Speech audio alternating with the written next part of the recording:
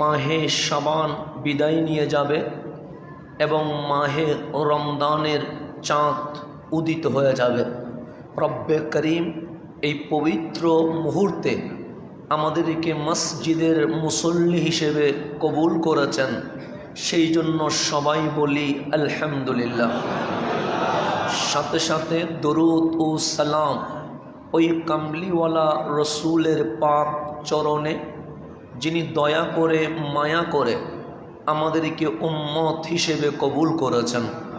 সমস্ত সাহাবায়ে کرام, আহলে বাইত রসুল, তাবিঈন, তবে তাবিঈন হয়ে আজ পর্যন্ত জিনাদের কষ্ট পরিশ্রমের বিনিময়ে শান্তির পয়গাম ইসলাম পেয়েছি, ওনাদেরকে গভীর শ্রদ্ধার সাথে স্মরণ করছি। বিশেষত এই মসজিদের মিম্বার জিনার পদচারণায় ধন্য হয়েছে উস্তাজুল উলামা আল্লামা অধ্যক্ষ এম.এ. জলিল রহমতুল্লাহি আলাই হুজুরের খেদমতকে আমরা গভীর শ্রদ্ধার সাথে স্মরণ করছি। যেহেতু আমাদের জুমার আলোচনা কন্টিনিউ চলছে, আমি মনে করি আজকের জুমার সাথে আমাদের আলোচনার একদম পারফেক্ট মিল রয়ে গেছে। কেন? এই জুমা শেষ হবে, মাহে রমদান শুরু হবে।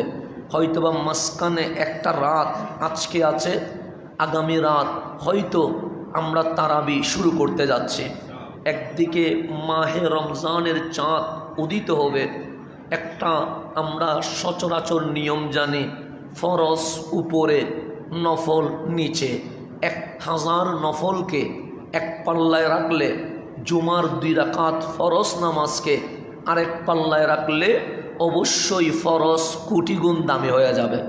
কখনো নফল এর কাছেও যেতে পারবে না। কিন্তু মাহে রমদান এমন মাস পেয়ে গেছি, আমার আকা রহমতুল্লিল আলামিন বলছে, উম্মত মাহে রমদানে নফল একটা এবাদত করলে আমার মওলা 1 ফরজ এবাদতের সওয়াব দিয়ে দেয়। তাহলে আপনি 11 মাসে নফল আর ফরজ মিলাইতে পারবেন না, কিন্তু রমজান আসতে দেরি, নফলের সওয়াব ফরজ হয়ে যায়। ফরজ একটা করলে 70 গুণ সওয়াব ফরজের আরও বেশি হয়ে যায়। তো এরকম একটা নিয়ামতপূর্ণ মাস পেয়েছি, এটার প্রস্তুতির দরকার আছে না নাই? যদিও আমরা শুরু করতে পারি নাই, কিন্তু আমার কামলিওয়ালা রহমতুল্লিল আলামিন রজব থেকেই রমদানের প্রস্তুতি শুরু করে দিতেন। এখন গ্লাসের নিচে যদি ছিদ্র থাকে, পানি তো পড়ে যাবে, ওই পানি কখনো আটকাবে না। তো ওই গ্লাস ইউজ করলে আপনি জীবনে পানি পান করতে পারবেন? কখনো সম্ভব নয়। সেজন্য আগে দেখতে হবে গ্লাস ঠিক আছে কিনা। গ্লাস ঠিক, তারপর পানি রাখতে হবে। এখন আমার কলব, আমার বক্ষ, আমার হৃদয় এটা রমজানের ফজিলত নেওয়ার মতো উপযুক্ত হয়েছে কিনা এটা দেখতে হবে। যদি আমার কলবে ছিদ্র থাকে, রমজানের ইবাদত করব কিন্তু ছিদ্র দিয়ে বের হয়ে যাবে, তাহলে রমজানের রহমত, মাগফিরাত, নাজাত এগুলো আমরা কখনো খুঁজে পাবো না। সেই জন্য আল্লাহ রজব, শাবান এই জন্য দিয়েছে, আমরা গুনার কারণে, পাপের কারণে, অপরাধের কারণে যে ছিদ্রগুলো হয়ে গেছে, এই ছিদ্রগুলো ঠিক করে মাহে রমদানে যেন রহমানের সামনে আসতে পারে। সেই জন্য মেহমানকে মেহমানদারি করতে হয়। যেমন আমার কাছে মেহমান আসলে আমি ওনাকে নাস্তা করাবো, আমি কারো ঘরে গেলে উনি আমাকে মেহমানদারি করবে। তো রমজান ও বলছে, আমি মুহররম সফরের মতো মাস নয়, আমি দুয়ুফুর রহমান, আল্লাহর মেহমান তোমাদের মাঝেই উপস্থিত হয়ে আছে। তো এই মেহমান যখন চলে যাবে, ওই মেহমানকে আল্লাহ জিজ্ঞেস করবে, আমার বান্দা মেহমানদারি কেমন করেছে?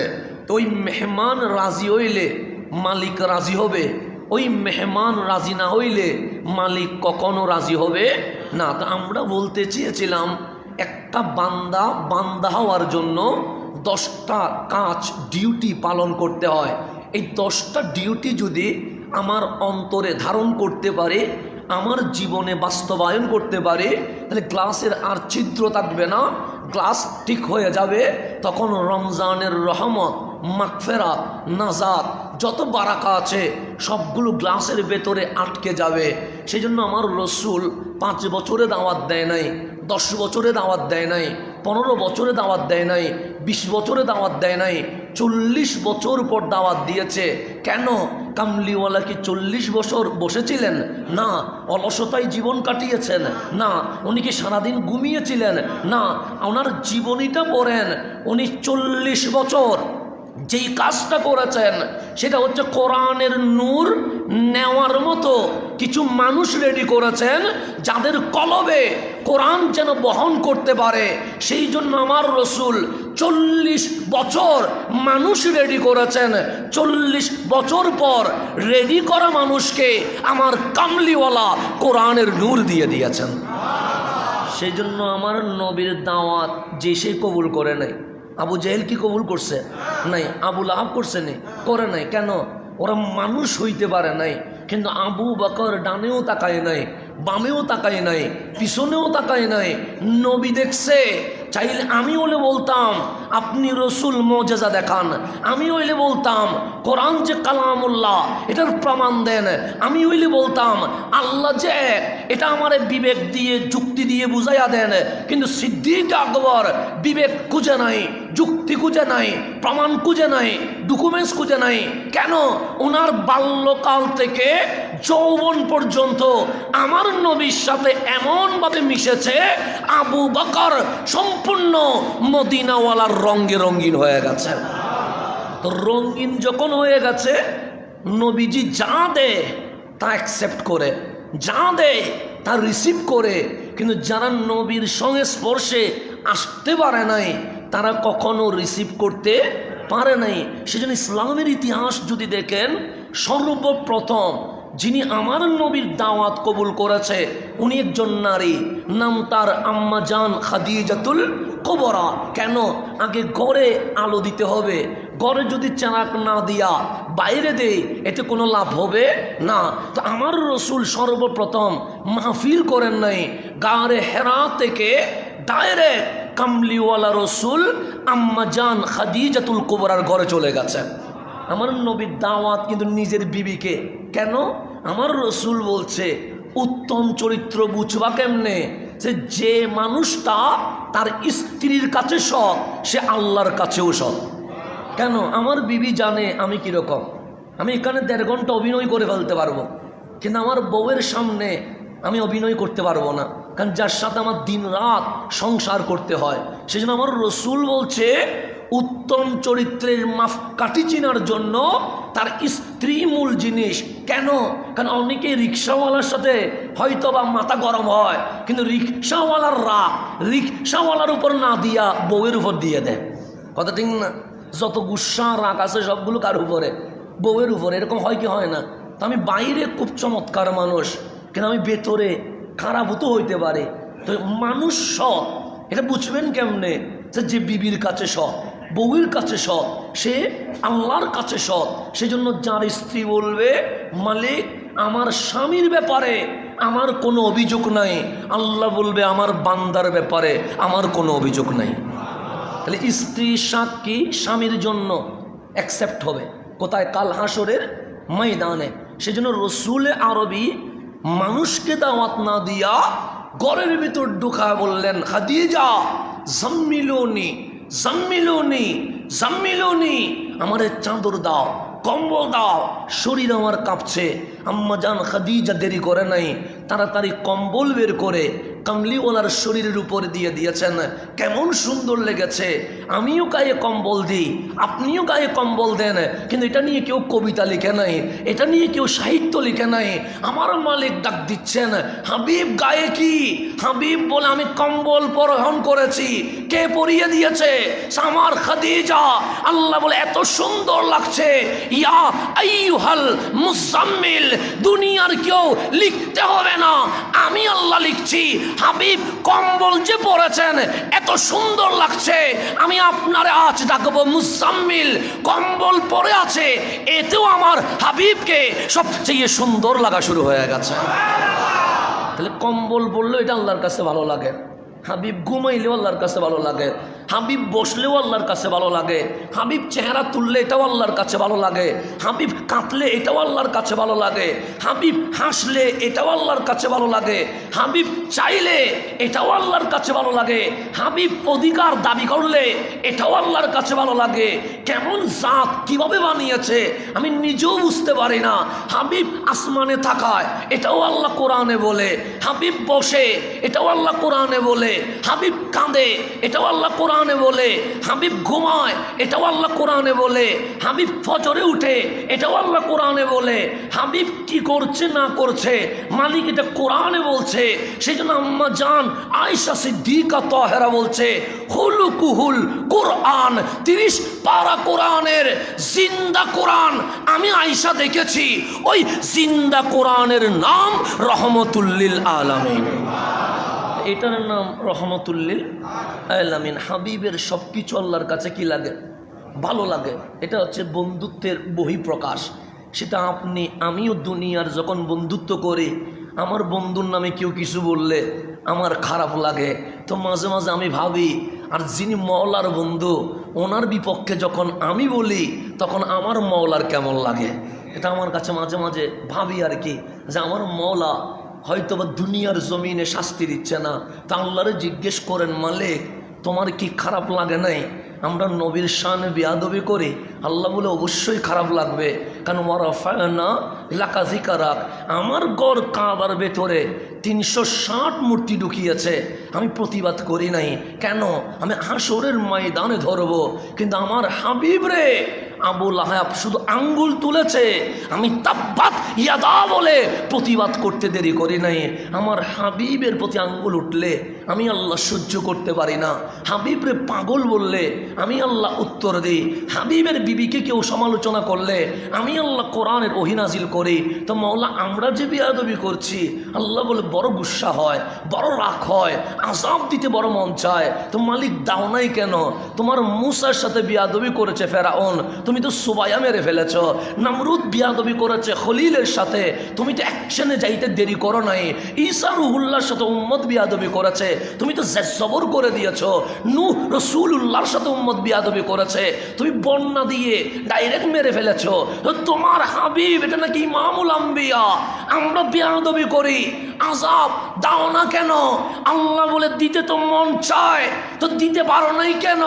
আল্লাহ বলে দিতাম কেমনে? মা কান আল্লাহু লিইউআযিবাহুম, হাবিব আপনার উম্মতরে আযাব দিতে পারছি না, দিতে পারছি না, দিতে পারছি না। মালিক তোমার রাগ উঠে না? সে উঠে। তোমার গুসা হয় না? সে হয়। তোমার কি আযাব দিতে মন চায় না? সে চায়, কিন্তু দাও না কেন? ওয়া আনতা ফীহিম, আপনি নবীর কারণে দিতে পারে নাই, আপনি উম্মতি উম্মতি বলে চোখের পানি ছেড়ে দিয়েছেন বলে আমি আল্লাহ আযাব দিতে পারি নাই।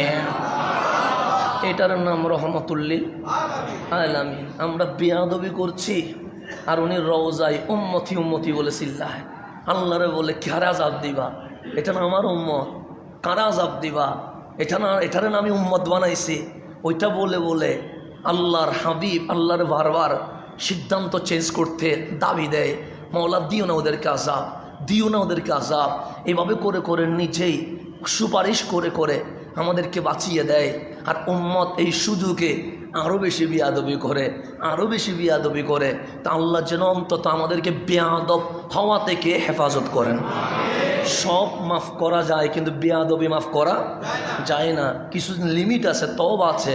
যেমন এটা রমজান মাস, আল্লাহ বলে সব গুনাহ মাফ করে দিব, কিন্তু কিছু গুনাহ আছে যেগুলো মাফ করবে না।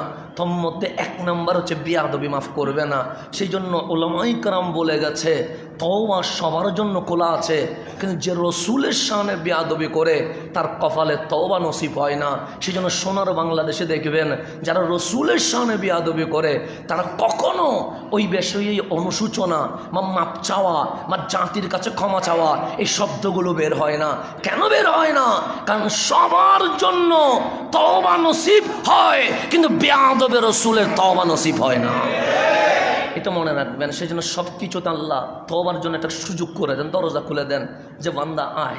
দেখবেন আপনিও গুনাহ করছেন, আমিও গুনাহ করছি, বেশি গুনাহ করে ফেলেছি, কিন্তু মাঝে মাঝে দেখবেন কলব খবর হয়ে যায়, মাঝে মাঝে অনুশোচনা চলে আসে যে আমি চোখ দিয়ে কি দেখার কথা ছিল, আমি কি দেখছি, কান দিয়ে কি শোনার কথা ছিল, আমি কি শুনছি, পা দিয়ে কোথায় যাওয়ার কথা ছিল, আমি কোথায় চলে যাচ্ছি। এরকম মাঝে মাঝে আমাদের অনুশোচনা জাগে কি জাগে না? জাগে। অনেক সময় গুনাহ করার পর ঘুমাইতে পারি না, আমার মালিক কি বলছে, আমি যে গুনাহ করলাম কোনো আযাব চলে আসতেছে কিনা। দেখবেন তওবার জন্য চটপট করে অন্তর, কিন্তু যারা রসুলের শানে বেয়াদবি করে দেখবেন তাদের মাঝে অনুশোচনা জাগে না। কেন? কারণ আল্লাহ সবার জন্য তওবার দরজা উন্মুক্ত করে দেয়, কিন্তু বেয়াদবে রসুলের জন্য তওবার দরজা কখনো উন্মুক্ত করে না। সেই জন্য সব জায়গা থেকে মাপ পাওয়া যায়, শানের রিসালাতে বেয়াদবি করলে কখনো মাপ পাওয়া যায় না। তো আল্লাহর জন্য এইখান থেকে আমাদেরকে হেফাজত করেন। আমরা অন্যের জন্য কি বলবো জানি না, কিন্তু আমাদের জন্য তো আল্লাহর দরবারে দোয়া করা উচিত। আমরা অন্যকে কি বলবো সেটা আমরা বুঝি না, কিন্তু অন্তত আমরা যেন আল্লাহ আমাদেরকে যেন হাবিবের গাদ্দার না বানায়, আমাদেরকে যেন হাবিবের বেওয়াফা না বানায়, আমাদেরকে যেন আল্লাহ হাবিবের নকশ কদমে চলার তৌফিক নসিব করেন। এখন আসেন, কামলিওয়ালা চলে গেছেন ঘরে, জাম্মিলুনি, আমারে কি দাও, কম্বল দিয়ে আবৃত করে দাও। আল্লাহ বলে খাদিজা যে কম্বল দিলেন সুন্দর লাগছে, ইয়া আইয়ুহাল মুজাম্মিল, হে কম্বলে আবৃত আমার হাবিব, এত সুন্দর লাগছে আপনারে। তখন আল্লাহর হাবিব যখন শুয়ে পড়লেন, আম্মাজান খাদিজাতুল কুবরা বললেন, 15 বছরের সংসার, আপনার উঠা আমি দেখেছি, আপনার বসা আমি দেখেছি, আপনার হাঁটা আমি দেখেছি, আপনার চাল চলন আমি আপনাকে দেখেছি, আপনার রব আপনাকে কখনো নিরাশ করতে পারে না। ও হাবিব, আপনি হঠাৎ করে শরীর কাঁপছে, কম্বল পড়লেন কেন? 15 বছরে জীবনে বলেন নাই জাম্মিলুনি জাম্মিলুনি। আজ এমন কি হয়ে গেছে গায়ে হেরা থেকে এসে আপনার গায়ের জ্বর উঠে গেছে? তখন হাবিব বলে, খাদিজা, একটা ঘটনা ঘটে গেছে। কি ঘটনা ঘটে গেছে? সে লৌহে মাহফুজের কোরআন, যেটা কেউ আনতে পারে নাই, সেটা হাবিবুল্লাহর বক্ষে নাজিল হওয়া শুরু হয়ে গেছে। আম্মাজান খাদিজা বলে, কোরআন এসেছে?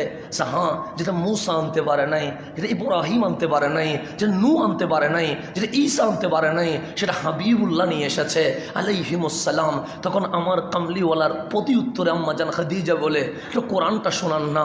আমার নবী সর্বপ্রথম আম্মাজান খাদিজার শোনাচ্ছেন, ইকরা বিইসমি রাব্বিকাল্লাযী খালাক। আম্মাজান খাদিজা বলে, কি করতে হবে? 1 নম্বর লা ইলাহা ইল্লাল্লাহ, আল্লাহর উপর ঈমান আনতে হবে। 2 নম্বর আনা রাসূলুল্লাহ, হ্যাঁ তোমার স্বামী হতে পারে, কিন্তু আমি রহমতুল্লিল আলামিন। হ্যাঁ, যে কথা বলছি এগুলো আমার কথা নয়, ইন্নাহু লাকুরআনুন কারীম, এগুলো কোরআনে কারীম। আম্মাজান খাদিজার আদবটাও তো আমাকে দেখতে হবে, বউ স্বামীর সাথে কিভাবে কথা বলবে এটাও আমাকে দেখতে হবে। আম্মাজান খাদিজা চাইলে বলতে পারতেন, আমি পরীক্ষা নেব, আমি দেখবো আপনি আসলে নবী কিনা, কিন্তু আম্মাজান খাদিজা ওইভাবে প্রশ্ন করছে না। কেন?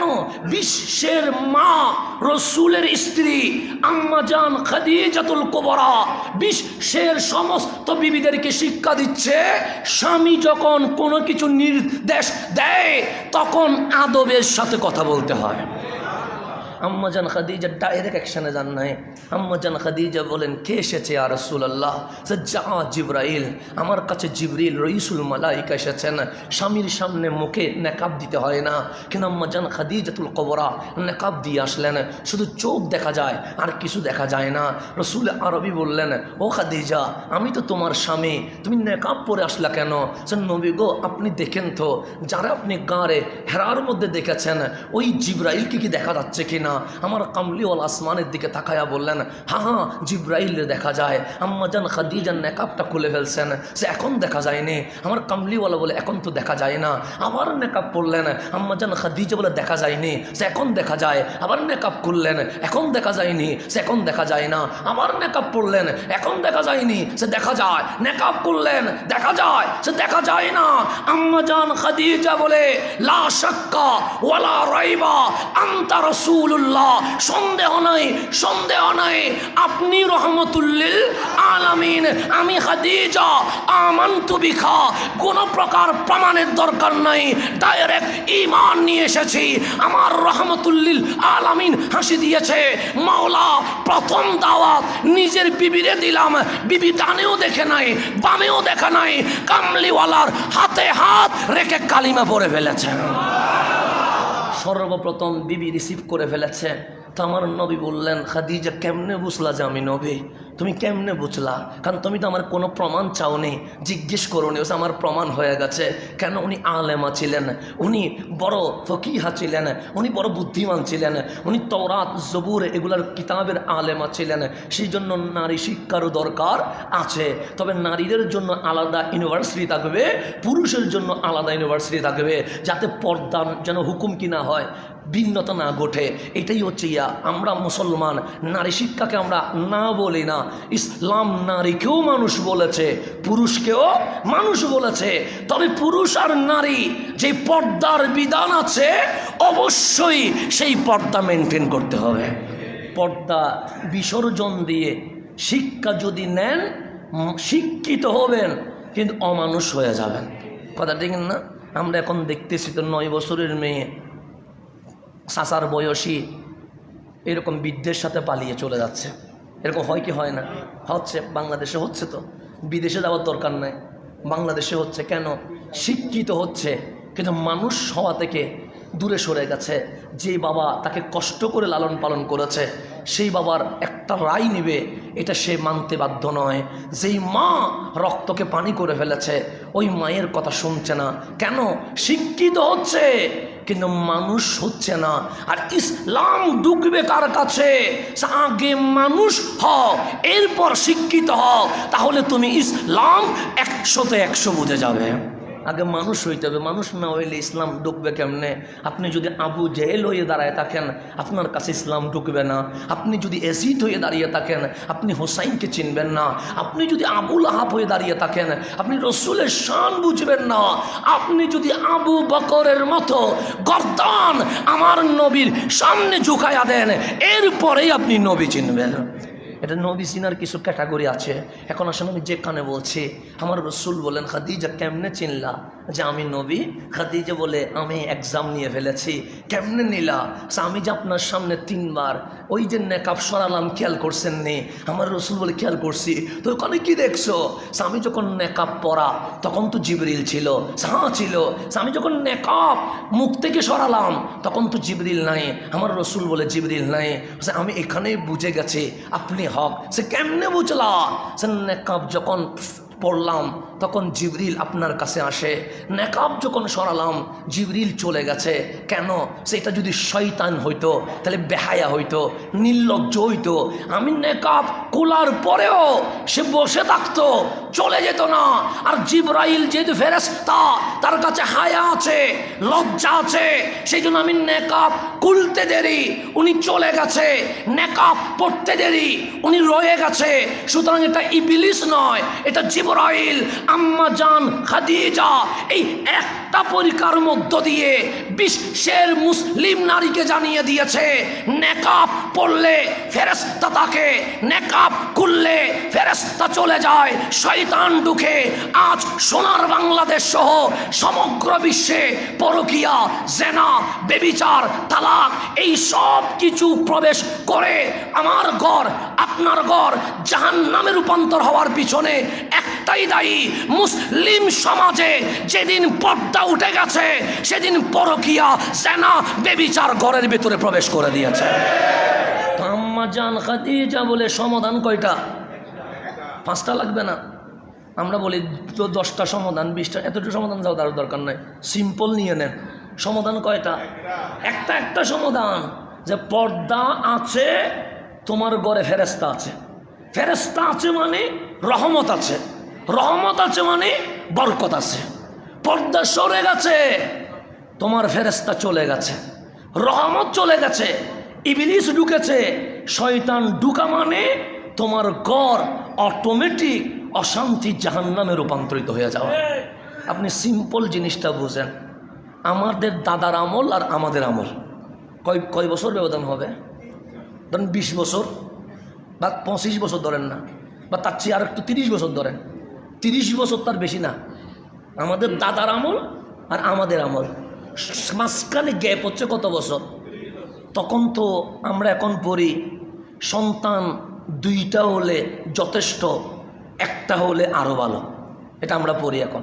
তা আমাদের দাদারা কি এটা পড়ছে নি? আমাদের দাদাদের আমলে এটা ছিল। আমরা পড়ছি শয়তান সন্তান দুইটা হইলে যথেষ্ট, একটা হলে আরও ভালো। এটা জন্ম নিয়ন্ত্রণের কথা বলছে, কিন্তু আমার দাদারা কিটা পড়ছে, পড়ে নাই। তো তখন কোনো লিমিট ছিল না, এখন লিমিট আছে যে 2টা 3টা, তার চেয়ে বেশি যাওয়া যাবে না। এখন আপনার পেট কাটতে হয়, তখন কি এত পেট কাটা সিস্টেম ছিল না, এত কিছু ছিল না। তখন 10টা 12টা 18টা 20টা যত সিরিয়ালে আসতে পারে, এক একটা ক্রিকেট টিম, কথা ঠিক না? আছে না এরকম 11টা 20টা 18টা, আছে না নাই? আছে।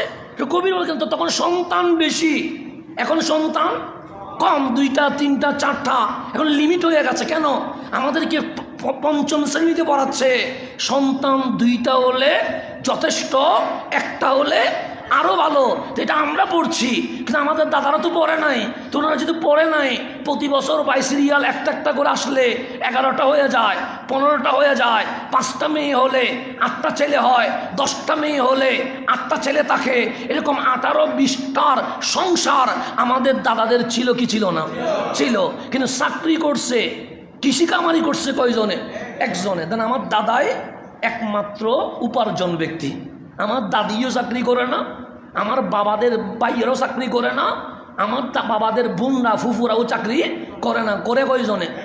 এই একজনে কৃষি কামারি করি 12 মাস 18 জন নিয়া খাইয়া গুদাম করে দেখে এখনো চাউল জমা আছে। কথা ঠিক না? কামাই কয়জনে? একজনের কামানোতে 18 জনের সংসার কইরা 12 মাস পরে ওই চাউল রাখার গোডাউনে দেখতেছে এখনো চাউল কি আছে, মজুদ আছে। আর বর্তমানে বাবাও চাকরি করে, ছেলেও চাকরি করে, ছেলের বউ চাকরি করে, মেয়েও চাকরি করে, মেয়ের স্বামীও সব চাকরি করে। এক ঘরে যদি 6 জন হয়, 5 জনে চাকরি করে। মাস শেষে দোকানের বাকি দিয়া, বাড়াঘরের ভাড়া দিয়া দেখে আরো 3000 শর্ট রয়ে গেছে। চাকরি করে 6 জনে 5 জন, কিন্তু এখন ইনকামও বেশি। 20,000 করে যদি পায়, 5 জনে কত পায়? 1 লাখ পায়।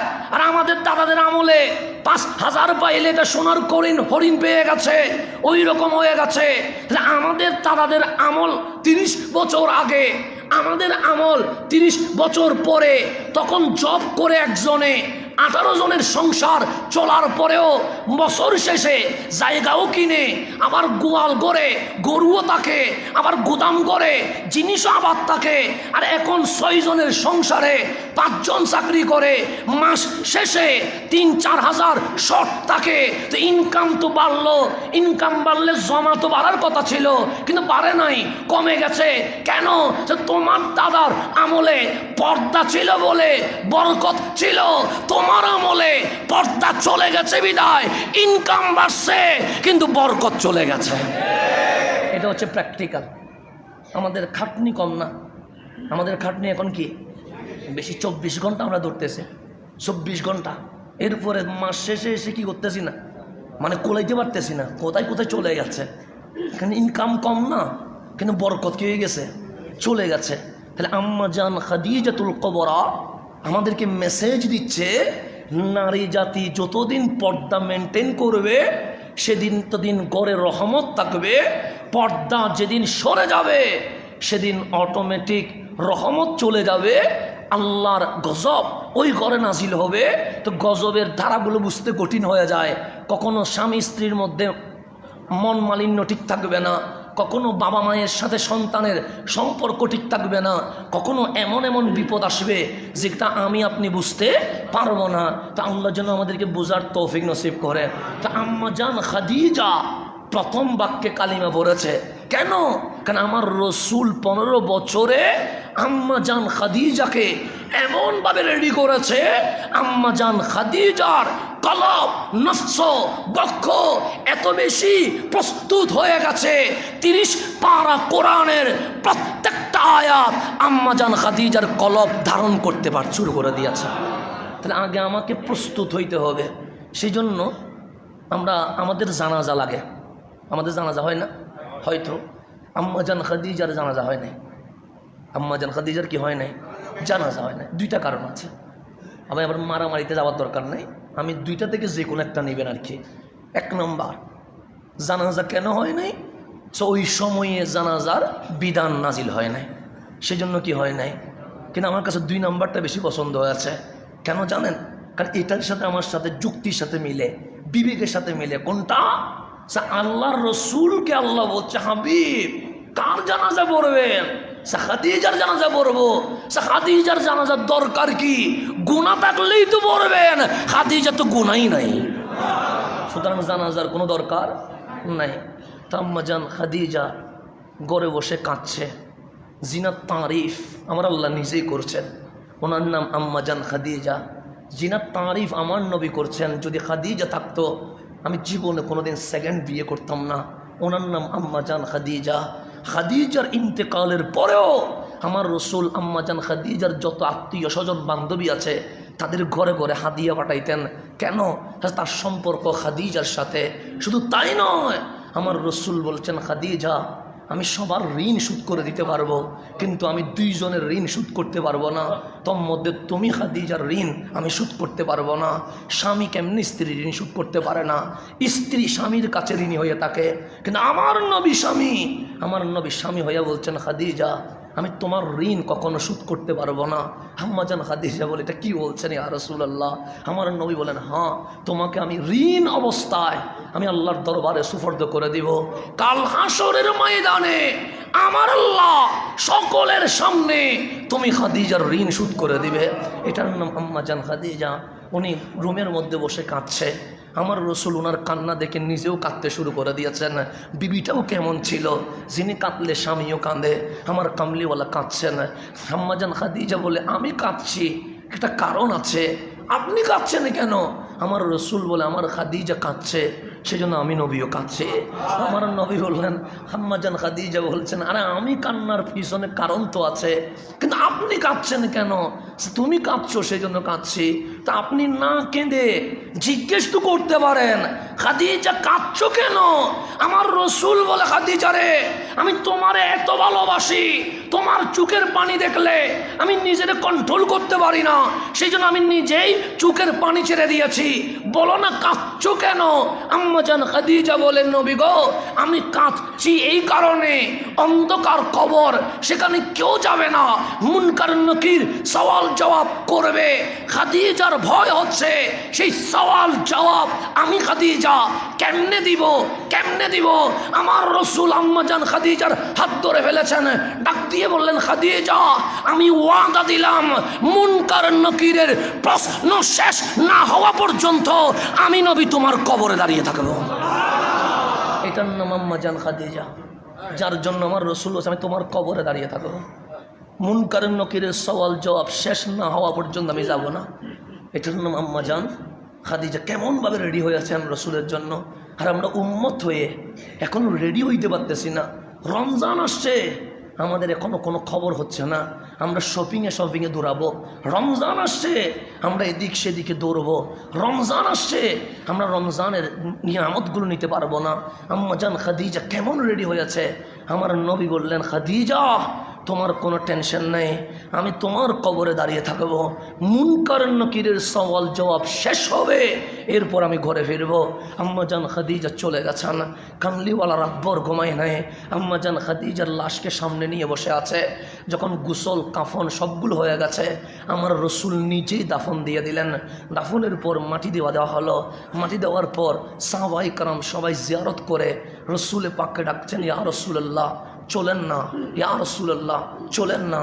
আমার নবী রৌদ্রের মধ্যে কবরের পাশে বসে আছে, কামলিওয়ালা যায় না। আল্লাহ ডাক দিলেন, ও জিবরাইল রাতভর ঘুমাই নাই খাদিজারে হারায়া। আমার নবী আজ বারাক্রান্ত হৃদয় নিয়ে আছে। আম্মাজান খাদিজাকে অন্ধকার কবরে দিয়ে দিয়েছে, কিন্তু রুদ্রে আমার নবী বসে আছে। তুমি জিবরাইল যাও না, গিয়ে আমার নবীরে বলো যেন উনি ঘরে যায়, কিছুক্ষণ রেস্ট নেয়। ওনার ভারাক্রান্ত হৃদয় আমি সহ্য করতে পারছি না। জিবরিল আমিন চলে এসেছে, ডাক দিয়ে বললেন, নবী গো আপনি রাতভর ঘুমান নাই, খাদিজার লাশকে সামনে দিয়ে বসেছিলেন, এখন তো খাদিজা মাওলার দরবারে হাওলা হয়ে গেছে। কবরস্থ যখন হয়ে গেছে, আপনি ঘরে ফিরে যান। আমার নবী বললেন, জিবরাইল আমি কেমনে যাই? আমি তো খাদিজার সাথে ওয়াদা করেছি মুনকার নকিরের সওয়াল জবাব শেষ না হওয়া পর্যন্ত আমি ঘরে যাব না। কিন্তু আমি কবরে বসে আছি, মুনকার নকির তো এখনো আসে নাই, সেই জন্য বসে আছি। জিবরিল চলে গেছে সিদরাতুল মুনতাহায়, ডাক দিলেন, মাওলা তোমার হাবিব আম্মা জান খাদিজাতুল কুবরার কবরে দাঁড়িয়ে আছে, এই কারণে মুনকার নকির সওয়াল করবে, সওয়াল শেষ হলে এরপর ঘরে ফিরবে। কারণ তোমার নবী খাদিজার সাথে ওয়াদা করেছে মুনকার নকিরের সওয়াল জবাব শেষ না হওয়া পর্যন্ত ঘরে যাবে না। আল্লাহ চিৎকার দিয়ে বললেন, হাবিব ঘরে চলে যান, ঘরে চলে যান। এটা তো খাদিজা, মুনকার নকির আসবে না, সওয়াল জবাব হবে না, খাদিজা ডাইরেক্ট জান্নাতে চলে যাবে। এটার নাম খাদিজা, যিনি নবীর জন্য রেডি হয়েছেন, যার মুনকার নকিরের সওয়াল জবাব পর্যন্ত আল্লাহ বন্ধ করে দিয়েছেন। এটার নাম খাদিজা, যিনি রসুলের জন্য রেডি হয়েছেন। কিন্তু আমি কতটুকু রেডি হতে পেরেছি, আপনি কতটুকু রেডি হতে পেরেছেন? সিদ্দিক আকবর যিনি রসুলের জন্য রেডি হয়েছেন, আমার নবী সফর করবে, ডাক দিয়ে বললেন, আবু বকর রেডি আসনি? আপনি হলে বলতেন আমি কাপড়টা নিয়ে আসি, কারণ আপনি তো আগে বলেন নাই আমারে 27-এ সফর। আমার নবী বললেন, আবু বকর রেডি আসনি? সিদ্দিকের শুধু একটা কথা, যেদিন আপনার কদমে এসেছি সেদিন থেকে আমি রেডি আছি, আমার নতুন করে রেডি হওয়ার কোনো দরকার নাই। এটা ছিল সাহাবায়ে কেরামের রেডি হওয়া। কিন্তু আমি রেডি কখন হইতে পারলাম? আমার হুসাইন কারবালায় চলে গেছে, বিবি জৈনব বলছে, ভাই আমার আপনি কি রেডি আছেন? হজরত ইমাম আলী মাকাম বলছে, কামলিওয়ালা নবী যখন আমাকে হাত বাড়িয়ে দিয়েছেন তখন বলেছিলেন ওয়ান হার, মালিক কোরবানি করতে বলেছে। সে কোরবানির ব্যাখ্যা করতে হয় নাই, আমি বুঝে গেছি কোরবানি কোনটা হবে। কারণ ইব্রাহিমের কোরবানি ছিল ইসমাইলকে কোরবান করে দেওয়া, আল্লাহ সেদিন ইসমাইলকে সরিয়ে দিয়েছে, কিন্তু কোরবানির হুকুম তো বাদ হয় নাই, সেদিন ইসমাইল সরে গেছে। কিন্তু আল্লাহ বলছে জবহে আজিম অপেক্ষা করছে। তা আমার রসুল যখন বলছে ওয়ান হার হুসাইন, আল্লাহ আমারে বলছে কোরবানি করতে, কোরবানি করতে হাতটা দাও না। হুসাইন কামলিওয়ালার হাতের উপর হাত রাখলেন, কামলিওয়ালা বললেন ওয়ান হার, কোরবানি করতে হবে। হুসাইন বলে কোরবানি কি জিনিস নবীজি আমারে বলে নাই, কি কোরবানি করতে হবে নবীজি আমারে বলে নাই। কিন্তু একটা শব্দ আমার তখন মনে পড়েছে, রসুল আরবি বলেছে হুসাইন মিন্নি ও আনা মিন হুসাইন, আমি হুসাইন, হুসাইন আমি, আমার থেকে হুসাইন, হুসাইন থেকে আমি নবী। সেদিন বুঝে গেছি নবীর ইসমাইল যদি এই দুনিয়ায় কেউ থাকে তারই নাম হুসাইন, সেটা আমি বুঝে গেছি। ইব্রাহিমের ইসমাইল ছিল আর কামলিওয়ালার ইসমাইল হচ্ছে হুসাইন, সেটা আমি বুঝে গেছি। কিন্তু ওয়ান হার যখন বলছে তখন আমার হাত যখন কুদেছে তখন আমি বুঝে গেছি মিনার কোরবানি ইসমাইল সরে গেছিল, হুসাইনের কোরবানি হুসাইন কখনো সরতে পারবে না। হুসাইনকে কোরবানি করতে আমি রেডি আছে। সেজন্য আপনি কারবালায়ও যান, মক্কায়ও আসেন, দুইটা জিনিসে চলে আসেন। ইসমাইল জবিহুল্লাহকে আম্মা জান হজরতে হাজেরা রাদিয়াল্লাহু তাআলা আনহা উনি যখন নিচে রাখলেন, জমজম ওনার পায়ের বাড়ি থেকে বের হয়েছে, কথা ঠিক না? জমজমের একটা কূপ আছে না? নেই, আছে। এটা কোত্থেকে বের হয়েছে? মক্কায় তো তখন পানি ছিল না, মক্কায় তো মানুষ ছিল না, মক্কায় তো কোনো পরিবার ছিল না। আল্লাহ বললেন আমার ইসমাইল আর হাজেরা থাকবে, ইব্রাহিম দেশে চলে যাবে। ইব্রাহিম চলে গেছে, হাজেরা আর ইসমাইল থাকছে। তখন খলিল জিজ্ঞেস করছে, হাজেরা এখানে তো ঘর বাড়ি কিছু নাই, খাওয়া দাওয়া কিছু নাই, থাকবা কেমনে? হাজেরা বলে আপনি চলে যাচ্ছেন কার হুকুমে? আল্লাহর হুকুমে। হাজেরা আর ইসমাইল থাকবে কার হুকুমে? আল্লাহর হুকুমে। তা আপনার টেনশন কিসের? যেই আল্লাহ হাজেরা আর ইসমাইলকে থাকতে বলেছে সেই আল্লাহ রিজিকের ব্যবস্থা করে দিবে, আপনি চলে যান। ইব্রাহিম চলে গেছে, কিন্তু পানি তো নাই। 3 দিন চলে গেছে। ইসমাইল জবিউল্লাহকে খানায় কাবার পাশে রেখে দিয়েছে। বাচ্চার খিদা লাগলে পাও লড়ে, হাতও লড়ে, পা বারবার লড়ছে। আর আম্মা জান হাজারা সাফা মারোয়ায় দৌড়ছে। 7 বার দৌড়ার পর দেখছে আম্মা হজরতে ইসমাইল জবিউল্লাহর চুট্ট পা যেখানে বারবার বাড়ি খাচ্ছিল সেখান থেকে পানি বের হয়ে গেছে। নাম তার জমজম হয়ে গেছে। নাম কি? কিন্তু কারবালায়ও একটা ইসমাইলের মতো ছোট্ট ছিল, নাম তার আলী আসগর। যখন পহেলা মহরম পৌঁছে গেছে, ফোরাত নদী যখন বন্ধ হয়ে গেছে, তখন হুসাইন বললেন, শহর বানো, আমার আলী আসগরকে যেন মাটিতে রাখা না হয়। পহেলা মহরম বলে দিয়েছে, আমার আলী আসগর যেন মাটিতে না রাখা হয়। শহর বানো কখনো পিঠে রাখে, কখনো বুকে রাখে। ডাক দিয়ে বললেন, বোন আমার জৈনব, আমার আলী আসগরকে যেন মাটিতে না রাখা না হয়। জৈনব কখনো বুকে রাখে, কখনো বালিশে রাখে, কখনো ওড়না পেশায়া দুলনা দিয়ে রাখে, কিন্তু মাটিতে রাখতে দেয় না। হুসাইন বললেন, এই আমার আমার 71 আহলে বাইত, আমার আলী আসগরকে যেন মাটিতে রাখা না হয়। কেউ আলী আসগরকে মাটিতে রাখছে না।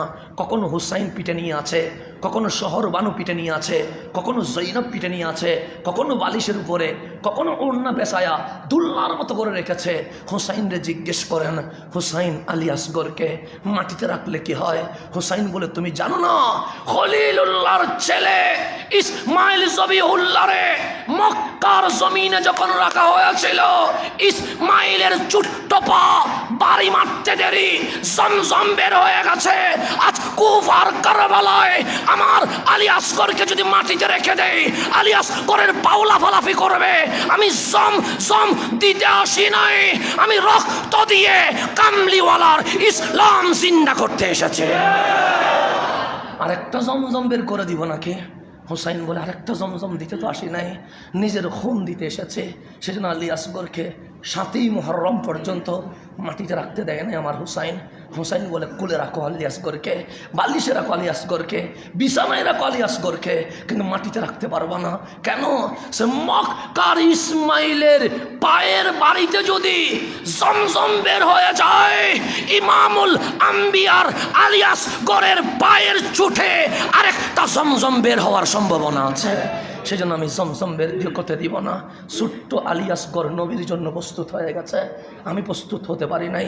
ছোট্ট আলী আসগর রসুলের জন্য প্রস্তুত হয়ে গেছে, আমি প্রস্তুত হতে পারি নাই। ছোট্ট আলী আসগর 6 মাসের বাচ্চা আমার নবীর জন্য রেডি হয়েছে, আমি রেডি হতে পারি নাই। ইমাম হুসাইন রেডি হয়েছে, আমি রেডি হতে পারি নাই। ইমাম হাসান রেডি হয়েছে, আমি রেডি হতে পারি নাই।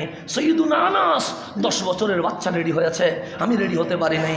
আপনার নবীর জন্য আমি রেডি হতে পারি নাই। হ্যাঁ, বলতেছি যে তো রেডি হতে পারে নাই।